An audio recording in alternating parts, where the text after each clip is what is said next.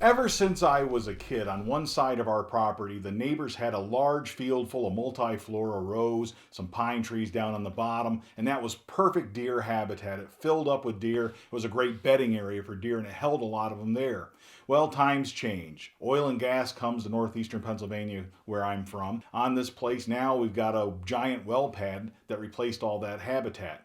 Well, the way I look at it, you can complain about that sort of thing, or you can do something about it. I started letting part of our property grow up a little bit, so the place had a little bit more multiflora rows, and then I planted some pine trees in there that I got from the Arbor Day Foundation, and planted a few oak trees that I got from Mossy Oak, get a little bit more of a food source and replace some of that bedding area.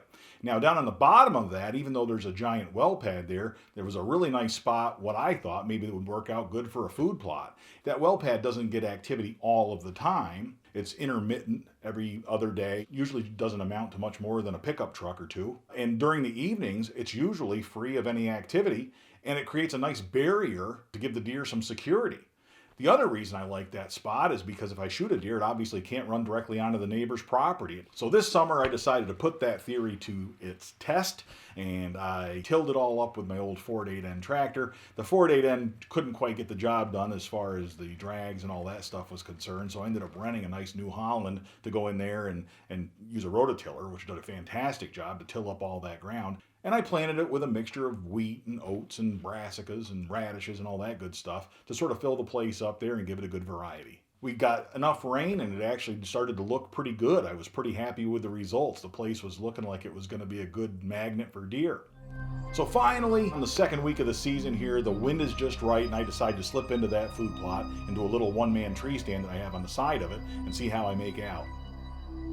I gotta tell you, I was a little disappointed when I first climbed into that tree stand. When you're up in the air and you can look down at your food plot, it kind of gives you a different vantage point. It gives you a different view. And I look down on that and it starts to look like that food plot had been seeded by a blind man. It was obvious to me that I had missed some areas and overseeded other areas and didn't get a very even seed bed at all. Now, after all that work on that food plot, when the deer finally show up, they hang out in the jingweed down at the bottom of the food plot there for about an hour and don't make their way into the food plot. They're not even coming in to eat the food that I had put in there.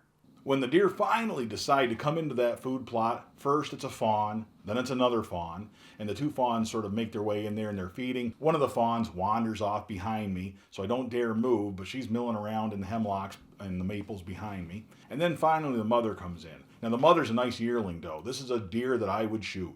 She makes her way into the food plot. She's pretty cautious. And when she finally does make her way into the food plot where I might be able to get a shot at her, she spots me. She sees me in that tree stand. And she's not sure what I am. She can't quite figure it out, but she knows there's something wrong.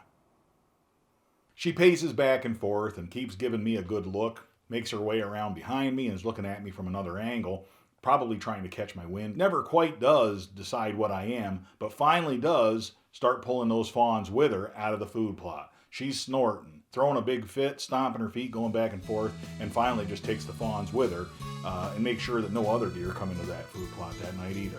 Well, at least I know that that food plot can attract and hold deer, so that's exciting. I just have to get there at a time when that yearling doe's not going to be around to ruin everything for me.